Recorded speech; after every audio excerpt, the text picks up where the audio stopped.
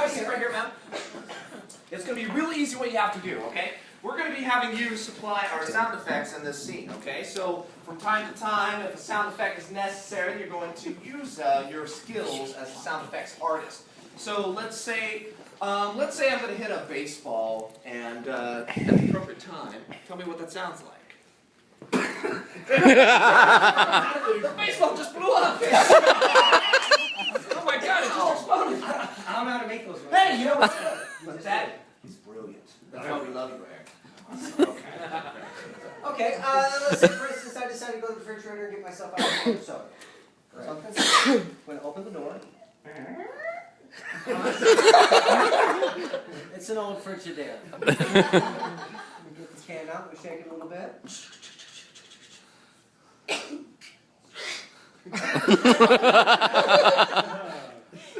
There's not much in that soda. I buy my soda at Costco. I get it by the 156 pack. It's been there since 1995. So, perfect. You got the idea, Erik, right? Sure. Everybody, how about some encouragement? Yeah! That's all you gotta do, man. That's all you gotta do. Okay, so I'm gonna need for Dallas and myself something that, you know, we're building something in our backyard. It's a little project. What are we building? A shell. Catapult. We're building a spaceship. So Dallas and I are building a spaceship in our backyard, and this is called sound effects.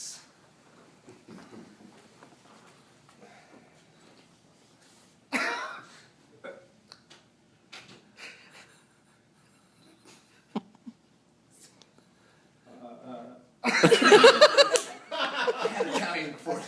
My stomach's it's in knots right now. Oh, good, okay. Let me put the nail in it, okay? Yeah, just quickly, because it's kind of heavy. Sorry, I dropped the hammer. Oh. Let me try again. Boom!